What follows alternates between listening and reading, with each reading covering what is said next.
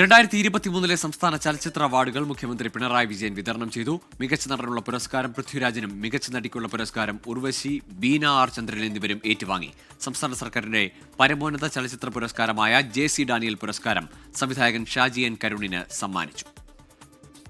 തിരുവനന്തപുരം നിശാഗന്ധി ഓഡിറ്റോറിയത്തിൽ നടന്ന സംസ്ഥാന ചലച്ചിത്ര പുരസ്കാര വിതരണം വർണ്ണാഭമായി. മികച്ച നടനായി ആടുജീവിതത്തിലെ പ്രകടനത്തിന് പൃഥ്വിരാജിന് അംഗീകാരം. മുഖ്യമന്ത്രി പുരസ്കാരം സമ്മാനിച്ചു. അതിജീവനത്വരെയും നിസ്സഹായതയെയും അതിനുശേഷമുള്ള ശരീരഭാഷയെയും തന്മയത്വത്തോടെ അവതരിപ്പിച്ച പ്രകടന മികവിന്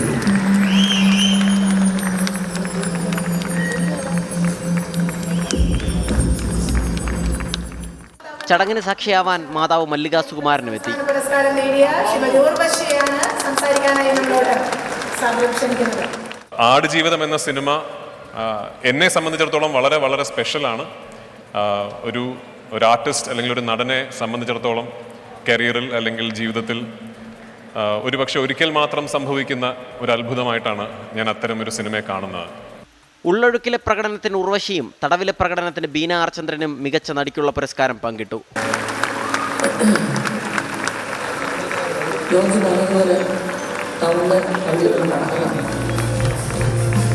മികച്ച നടിക്കുള്ള പുരസ്കാരത്തിന്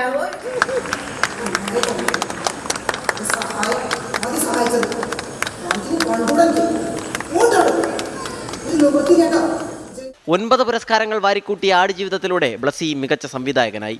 സംവിധായകൻ ബ്ലസി ഒരു സാഹിത്യകൃതിയുടെ ചലച്ചിത്രാവിഷ്കാരം വെല്ലുവിളികൾ നിറഞ്ഞതായിരുന്നിട്ടും കലാമൂല്യവും സാങ്കേതിക തികവും നിലനിർത്തിക്കൊണ്ട് പ്രേക്ഷക പ്രീതി നേടിയെടുത്തതിന് സംസ്ഥാന സർക്കാരിന്റെ പരമോന്നത ചലച്ചിത്ര പുരസ്കാരമായ JC ഡാനിയൽ പുരസ്കാരം മുതിർന്ന സംവിധായകൻ ഷാജി എൻ കരുൺ നേടി.